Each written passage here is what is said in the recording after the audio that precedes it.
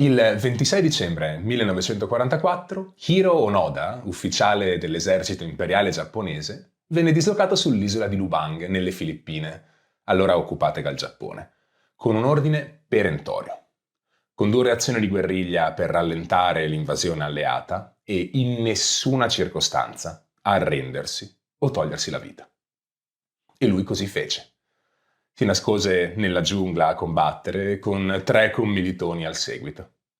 Come sappiamo, il Giappone non riuscì ad arrestare l'impeto degli alleati, anche schiacciato dal lancio delle 2 bombe atomiche sul suo suolo. E nell'agosto del 1945 la guerra mondiale si concluse. Almeno per tutto il resto del mondo, perché il nostro Onoda si rifiutò di credere alla fine del conflitto. Ormai era isolato, tagliato fuori da comunicazioni ufficiali e talmente indottrinato da non fidarsi di nient'altro che dei suoi valori e dell'ordine che aveva ricevuto.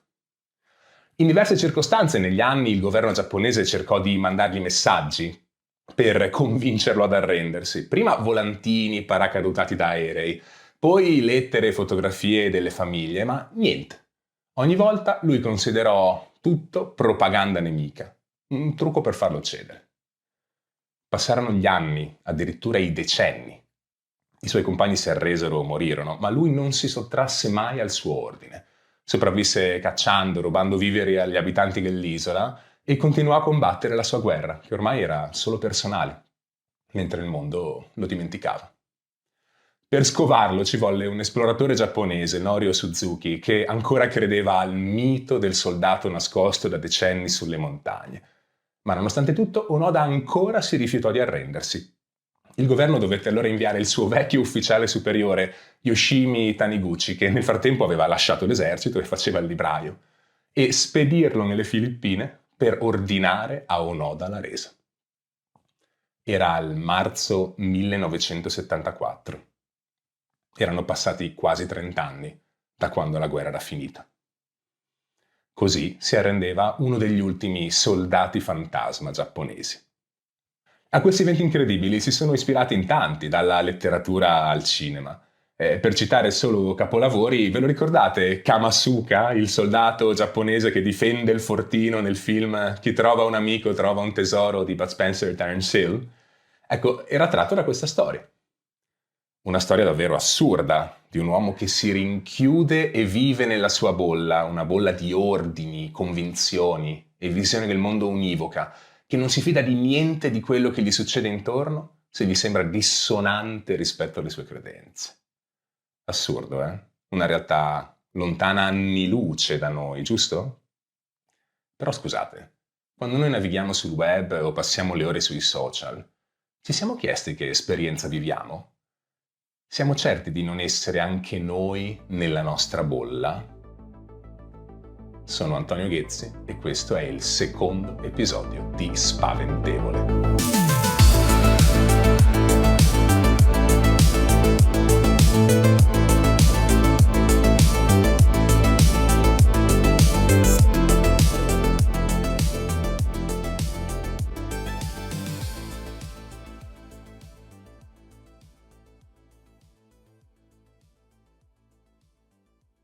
Internet è nato per farci condividere informazioni e abilitare interazione. Col tempo, però, man mano che si è aperto allo sfruttamento commerciale, è diventato chiaro che il web doveva essere riprogettato per darci quello che cercavamo. Perché trovando risposte alle nostre domande e alle nostre esigenze personali, ci saremmo sentiti bene, avremmo navigato di più e in ultima analisi avremmo consumato di più. Internet doveva diventare il luogo dove sperimentare esperienze di valore, più o meno legate al mondo fisico circostante. Doveva darci il brivido della scoperta, in un mare magnum di informazioni e possibilità. Ma in fin dei conti doveva guidarci nella scelta e farci sentire coccolati al sicuro, un po' come a casa. L'algoritmo, come un buon interior designer, doveva arredare questa casa selezionando le mode del momento, però in base al nostro gusto, rendendo l'ambiente funzionale, confortevole e armonioso. Ora, questo non sembrerebbe nulla di male. Se però prendiamo questa tendenza a darci ciò che vogliamo, a mostrarci ciò che ci piace, a farci conoscere chi ci è affine e la portiamo al suo estremo, che cosa otteniamo? Otteniamo la sensazione che online tutti la pensino come noi. Scrollando tra post, video e commenti, il mondo sembra stranamente allineato alle nostre idee. E non è un caso, perché appunto oggi viviamo in un ecosistema digitale che ci conosce meglio di quanto noi conosciamo noi stessi. Ci nutre delle nostre stesse opinioni, le riflette, le amplifica e ce le serve di nuovo, finché ci convinciamo che quella è la realtà. In questo scenario, paradossalmente, a farci paura non dovrebbe essere tanto il conflitto, quanto la sua assenza e questa quiete che ci avvolge e diventa quiete inquietante. I meccanismi alle spalle di questo risultato sono diversi, intrecciati tra loro e in continua evoluzione perché la tecnologia non si ferma mai. Cominciamo a svelarli. Le piattaforme digitali in senso ampio, dai motori di ricerca, ai browser e social network, si basano su algoritmi, cioè insieme di regole e operazioni da eseguire in sequenza per risolvere un problema o completare un'attività. Per funzionare bene gli algoritmi devono avere alcune caratteristiche. Sono finiti, cioè si concludono dopo un numero finito di passaggi. Sono definiti e non ambigui, quindi le istruzioni devono essere chiare e univoche. Sono deterministici, perché dagli stessi dati in input devono generare i medesimi output, e sono generalizzabili, cioè applicabili a un'intera classe di problemi simili. Visto che sul web il problema da risolvere è soddisfare chi naviga, facendogli trovare ciò che cerca, gli algoritmi sono stati affinati per personalizzare l'esperienza utente in base ai suoi comportamenti passati, quindi cronologia ricerche, like, tempo di visualizzazione e click. Il risultato? Un internet su misura per ognuno di noi, che però tende a tagliare fuori tutto ciò che è diverso, imprevisto o scomodo. Questo fenomeno lo introduce e lo illustra Eli Pariser all'interno di un suo libro del 2011 che intitola The Filter Bubble, la bolla di filtraggio. Lui definisce le bolle di filtraggio come quell'ecosistema personale di informazioni che è stato creato dagli algoritmi. Innanzitutto gli algoritmi capiscono chi sei e cosa ti piace, guardando a come ti comporti. Poi, partendo dal presupposto che se ti piace una cosa, ti piacerà anche un'altra cosa simile, ti raccomandano contenuti e servizi che si allineano alle preferenze, ti garantiscono fit. Poi procedono con un fine tuning, aggiustamenti graduali finché quanto proposto non fitta perfettamente.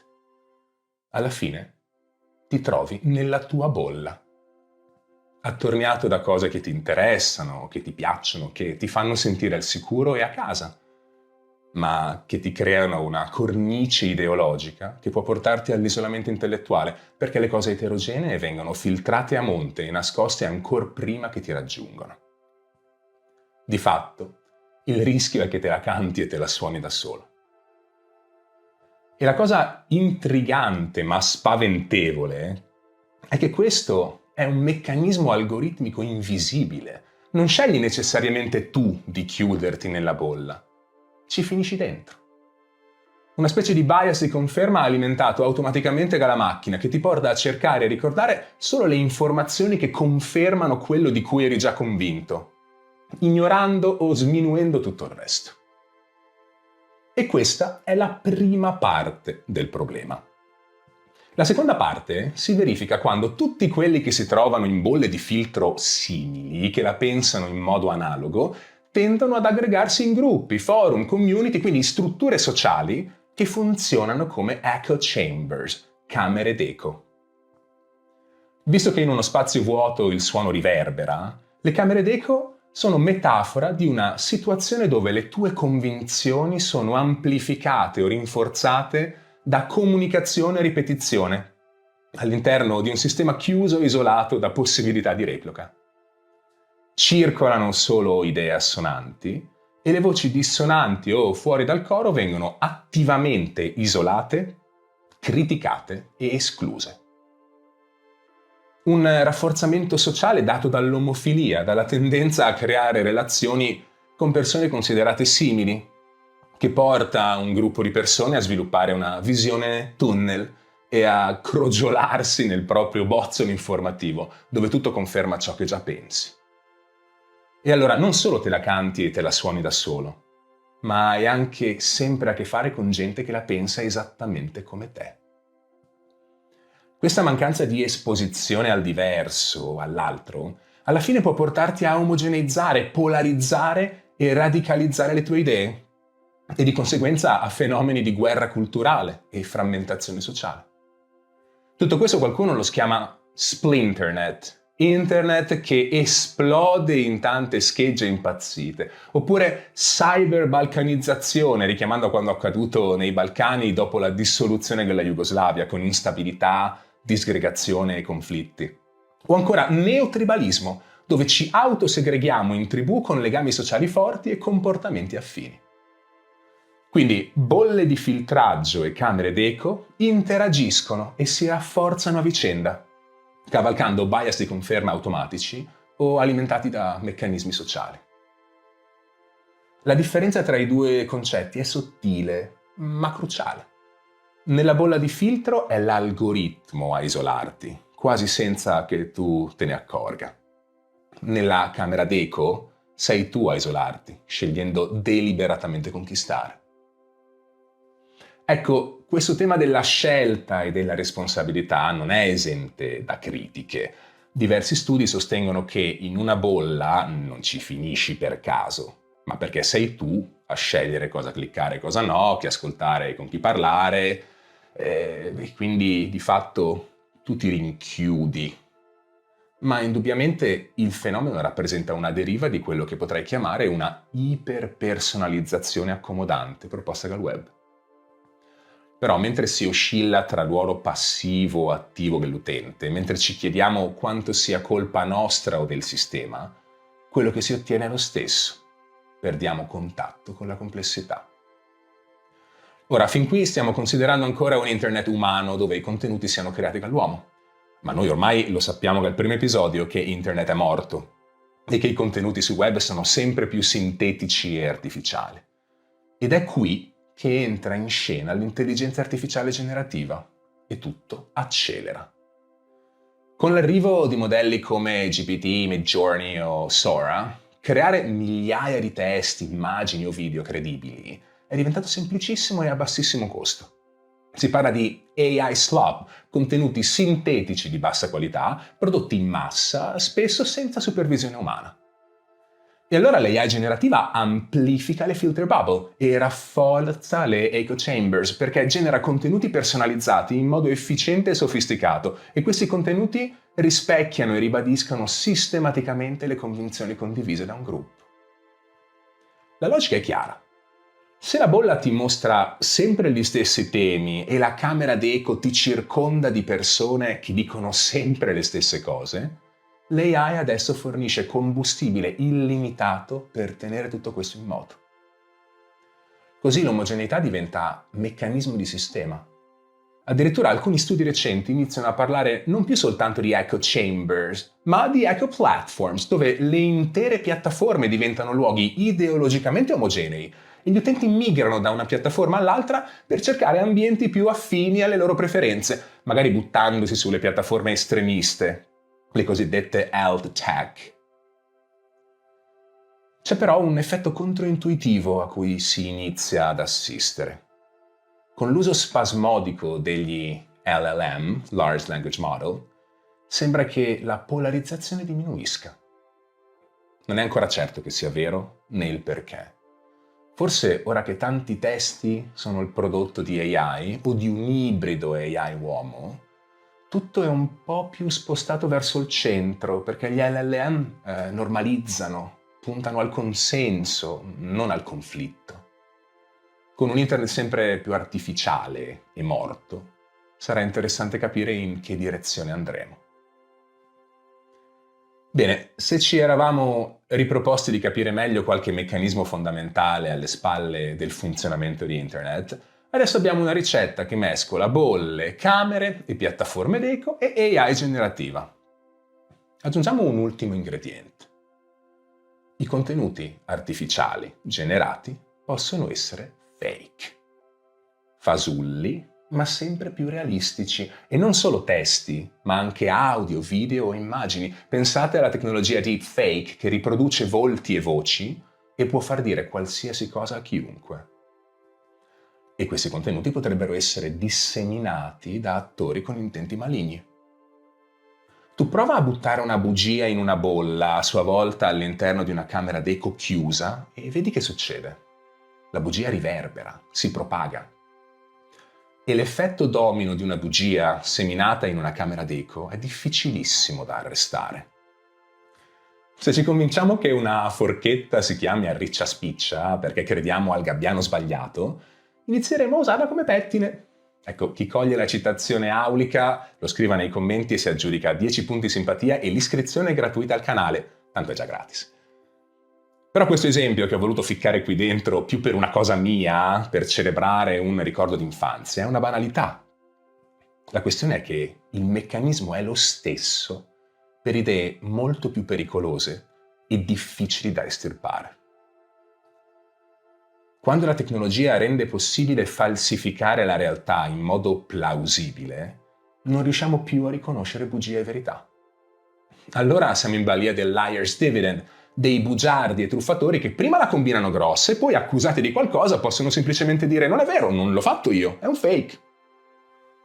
E veniamo soffocati dall'AI gaslighting, l'AI che crea contenuti falsi che confondono, ti portano a non sapere più in cosa credere e addirittura a dubitare della tua stessa memoria e percezione della realtà. Fantastico, ora abbiamo aggiunto tutti gli ingredienti principali, shakerato e cucinato il nostro pastrocchio. Adesso cosa dobbiamo fare perché non ci sia troppo indigesto e perché non ci venga paura ad assaggiare qualsiasi cosa che incontriamo online? Come sempre non esistono formule magiche, ma qualche euristica sì. Partiamo dal fatto che ancora una volta le stesse piattaforme, causa del problema, ci vengono in aiuto, nel tentativo di non far collassare il loro ecosistema. Si introducono policy che penalizzano i contenuti generati automaticamente in massa e che costringono a dichiarare cosa è creato o alterato tramite AI. E in generale si pone sempre più attenzione non solo alle strategie di debunking che smascherano le falsità dopo che sono circolate, ma anche alle azioni preventive di pre-bunking che mettono le persone in guardia dalle tattiche manipolative più comuni. E poi ci siamo noi, che ci sentiamo in balia delle applicazioni, delle piattaforme e degli algoritmi. E a volte però un po' ci nascondiamo dietro questa situazione, non è così? Dietro la scusa, se tutto il mondo va così, io cosa ci posso fare? Però diciamocelo dai, metterla giù in questi termini è una scorciatoia facile, anche perché ci permette di rimanere passivi e non fare alcun sforzo. Va bene, tu puoi anche accettare di voler essere nella tua comfort zone, di volerti accomodare su un divano virtuale e ascoltarti solo ciò che vuoi con gente che dice che hai ragione. È la tua bolla e senti l'eco, solo che l'eco è fatto di voci diverse che dicono la stessa cosa.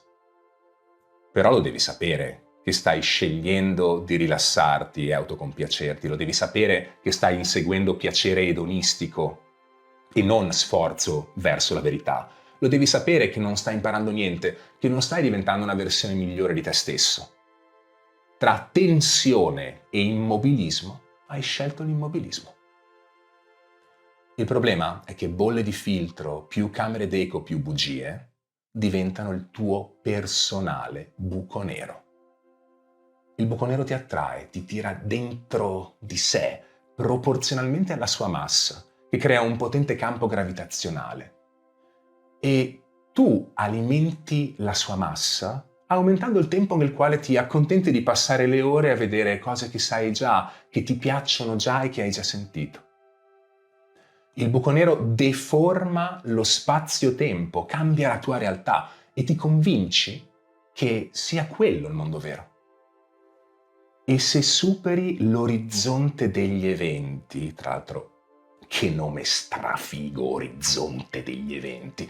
Se superi il limite oltre il quale nessun evento che avviene all'interno del buco nero può influenzare un osservatore esterno, non puoi più sfuggire. La luce, la verità nella sua bellezza multiforme non ti raggiungono più. Tu ti senti già caduto nel tuo personale buco nero socio-digitale o ancora hai un po' di voglia e un po' di forza di provare ad uscirne?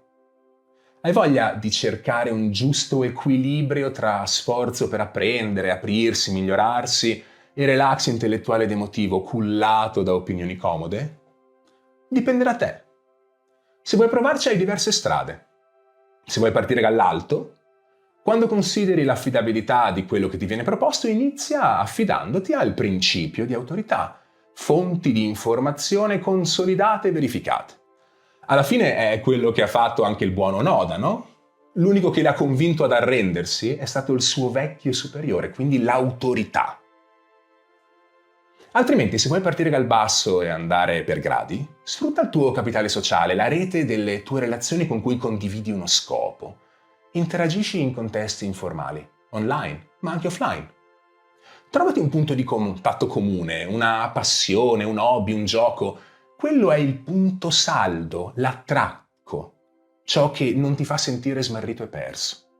Ambientati e poi prova a spaziare. Quelle persone avranno la tua stessa passione di partenza, ma tante opinioni diverse su vari argomenti. Esplora e magari, se le apprezzi in alcuni ambiti, potrai apprezzare come vedono il mondo diversamente da te. E potrai capire che tante delle tue certezze, che ti sembrano certezze perché rafforzate dalle bolle e dagli echi, sono solo opinioni. E magari se gli algoritmi hanno portato nelle tue camere delle bugie, sono anche false. Ricordati che uno sforzo consapevole di coltivare il pensiero critico e speculativo ti porta a valutare le informazioni che ricevi e accettare il dissenso non come, appunto, ostilità, ma come segno di intelligenza collettiva. Questo fa esplodere la bolla e disperdere l'eco. Chiudiamo con il nostro fregatometro, che misura quanto è spaventevole questo scenario e quanto saremmo fregati se si realizzasse nelle sue conseguenze più disastrose.